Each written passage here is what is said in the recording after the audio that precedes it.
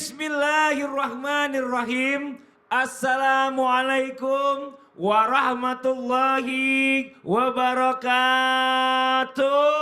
Waalaikumsalam warahmatullahi wabarakatuh. Jamaah.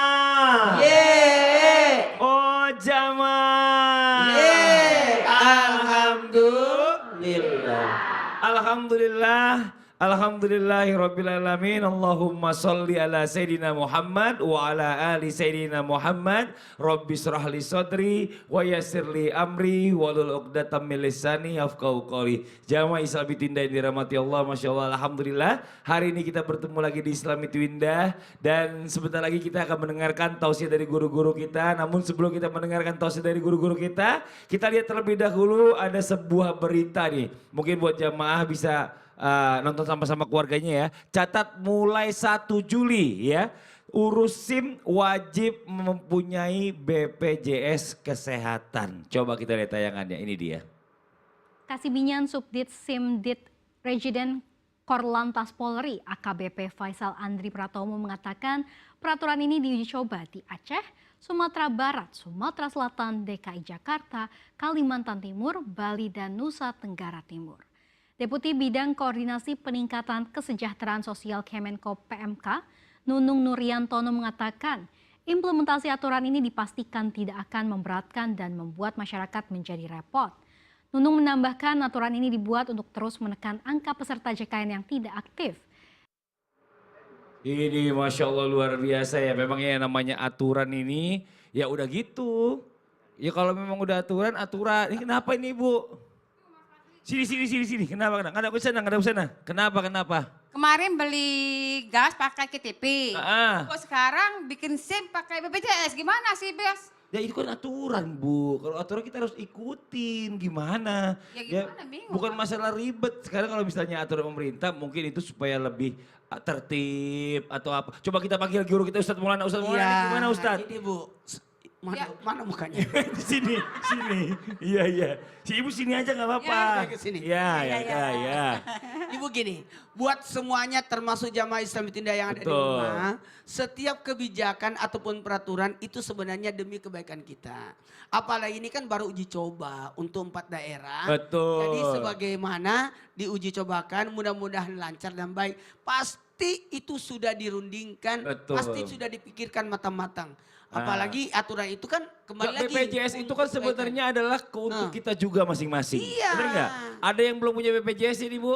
Usahakan punya ya Bu. Nah kalau sakit, masuk rumah sakit itu mahal. Dan kalaupun kita tidak sakit kan kita bisa bantu orang lain. Benar. Gitu ya Bu. Niatkan aja sebagai sedekah. Ibu dari mana Ibu? Dari Palembang. Oh, dari Palembang, ya Allah. Pantesan saya lihat ada PMP di depan. Iya, ada PMP kapal selam. Iya. Kalau dari ibu yang satu dari mana? Dari Cirebon ya Bu ya? Pantesan ada yang masuk di mobil tadi. Oh Masya Allah, terima kasih banyak. Ibu terima kasih, boleh duduk lagi. Tepuk tangan dong buat Ibu dari Palembang dan juga Cirebon dan juga Ustadz Maulana. Ini Masya Allah luar biasa. Jamaah. Ngomongin masalah hidup nih, pasti selalu ada ujian. Bener apa bener? Yang kecil ujian masih sekolah ya, ada ujian. Yang udah gede ada ujian pernikahan, ada lagi ujian punya anak, sampai meninggal ada ujian gak Bu? Ada ya Bu ya ujian yang meninggal ya? Ditanya sama Munkar dan Nakir ujiannya. Kalau udah gak ada ujian berarti sudah masuk surga ini Masya Allah. Nah di sini siapa yang ngerasa lagi dapat ujian berat? Ada? Yang lagi dapat ujian berat? Ada ya Bu ya? Gak ada? Kalau dia punya ujian berat gak mungkin kesini. Masya Allah. Dia Tapi kita tuh gak pernah tahu. Emang orang ada yang kena ujian berat pun dia santai-santai aja ya Allah ikhlas. Ya ada juga orang yang Allah kejam banget gitu. Coba tuh. Coba. Ini tadi saya baru datang. Jam 3:30, hampir jam 4. Ketemu ibu ini. Ya Allah. Di depan. Iya. Sendirian. Tanya namanya siapa? Kenapa Mak? Marini nama. Oh namanya Marini. Marini, ketinggalan kereta tadi. Masya Allah. Artinya ketinggalannya. Dia mau dari dalam, dia masih di depan. Udah anterin pulang dulu. Saya mau ngetek ke tema. Memang ujian paling berat, orang-orang kadang-kadang ngerasa berat banget ujiannya. Tapi sesungguhnya ujian yang paling berat itu adalah ujiannya Rasulullah Sallallahu Alaihi Wasallam. Kita malu seharusnya kalau seandainya kita mendapatkan ujian kita ngeluh Rasulullah ini luar biasa. Tapi pengen tahu nggak apa ujian Rasulullah? Kita bahas hari ini. Temanya adalah apakah ujian kita seberat Rasulullah? Kira-kira gimana Bu, beratan mana? Rasulullah pasti. Nah sebelum kita lanjut ya kita lihat lagi sebuah video tayangan tentang anak yatim piatu tinggal berbulan-bulan di makam sang ayahnya. Ini dia tayangannya. Berbulan-bulan anak yatim piatu ini tinggal di makam ayahnya. BW remaja 16 tahun diketahui tinggal di makam sang ayah di wilayah perbatasan Kabupaten Boyolali dan Kabupaten Sukoharjo. Ia tinggal seorang diri di cungkup atau sebuah bangunan yang menaungi makam keluarga. Dia tidur di tumpukan baju yang tertata rapi serta selimut dan alas tidur di samping batu nisan. Tak jauh dari tempat ia tidur, ada makam yang belum dibangun batu nisan yang menurut BW itu adalah makam mendiang ayahnya.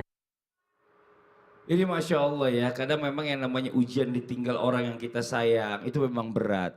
Nah ini Bib nih, mohon izin nih Bib nih. Menjadi yatim piatu itu pasti berat. Dan ini dirasakan oleh Rasulullah SAW juga. Namun seperti apa cara bagi anak yang diuji menjadi yatim piatu ya untuk melewati ujian seperti apa yang dilakukan oleh Rasulullah nih Bib. Mohon izin menjelaskannya Fadl Bib. Tepuk tangan buat Habib Usman.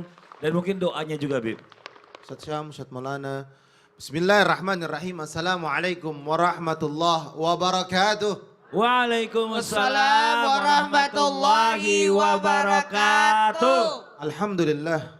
Alhamdulillahil wahidil ahad. Alladzi lam yalid wa lam yulad wa lam yakul lahu kufuwan ahad. Laisa kamitsli syai'un wa huwas sami'ul basir. Summa fasalli wa sallim wa barik ala sayyidina وحبيبنا وشفيعنا ومولانا محمدين صلى الله عليه وسلم وصحابه وأزواجه وذرياته وأهل بيته وأنصاره وأصحابه ما بعد.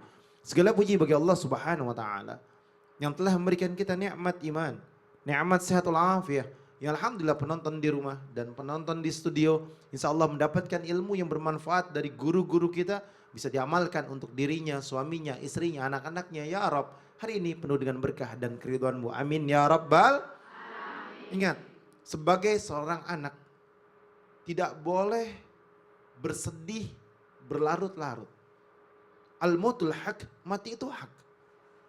Kullu nafsin dha'iqatul maut, semua yang bernyawa pasti akan mati.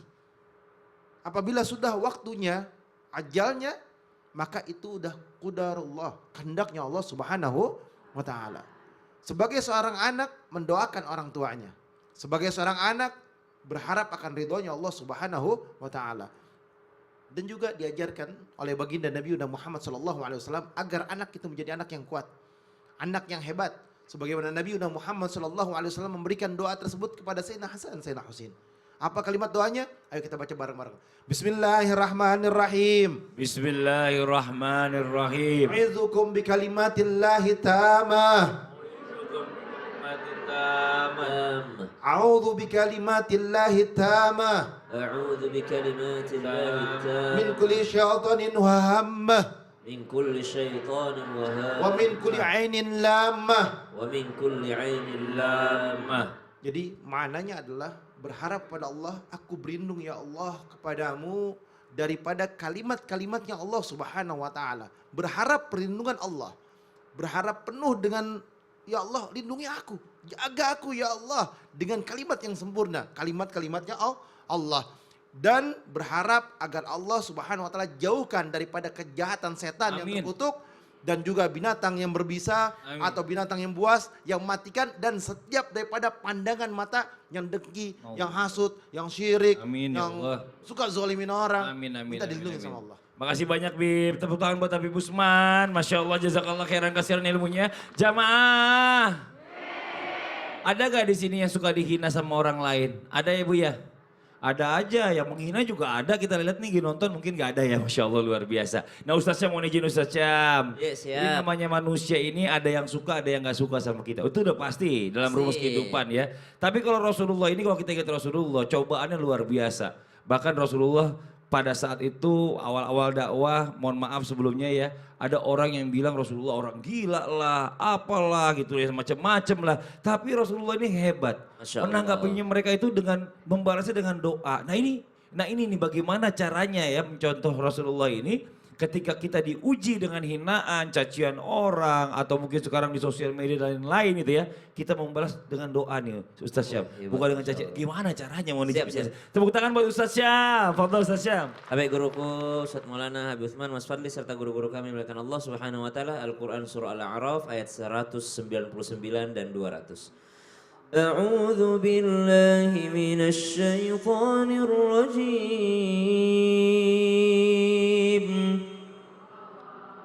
خذ العفو وأمر بالعرف وأعرض عن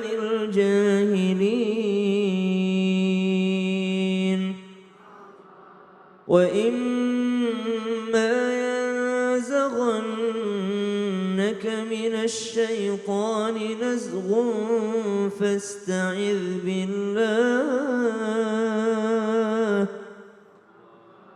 فاستعذ بالله إنه سميع عليم.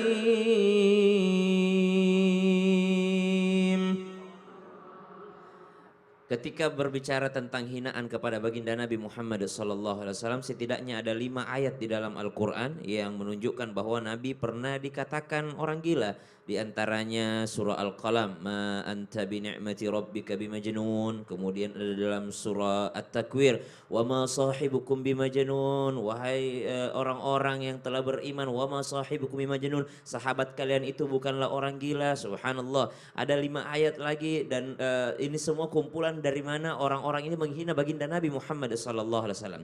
Tapi yang kita mengambil pelajaran adalah ketika Nabi tidak membalas hinaan itu dengan hinaan juga.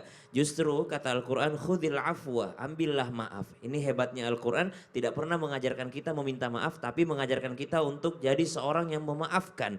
Karena sesungguhnya memaafkan itu jauh lebih berat dibandingkan meminta maaf. Khudil afwa wa'mur bil urfi wa'arid anil jahilin. Kalau mentok-mentok gak bisa maafin, susah untuk berdamai dengan orang tersebut, wa'arid anil jahilin, kata Al-Quran, jauhilah orang-orang yang bodoh. Maka level kita mungkin bisa jadi level yang memaafkan, bisa jadi level memberikan sesuatu yang lebih baik, tapi bisa jadi level menghindar. Subhanallah. Untuk apa? Untuk menghindari konflik yang lebih besar. Bagaimana Nabi bisa membalas cacian dengan pujian? Bagaimana Nabi bisa membalas hinaan dengan mendoakan? Adalah karena petunjuk dari Allah Subhanahu wa taala. Maka penting kita memohon petunjuk dari Allah agar senantiasa bisa berlapang dada. Wah, berarti pas lagi dihina orang curhatnya sama Allah gitu ya. Iya, Nah, dan- turunnya makanya itu Nabi sampai mendoakan aja ini Masya Allah luar biasa. Tapi Nabi itu kan berdiri pasti Nabi benar. Kalau kita ini belum tentu benar. Maka kalau dihina orang harus juga kita introspeksi diri. Siapa tahu memang kita salah. Benar.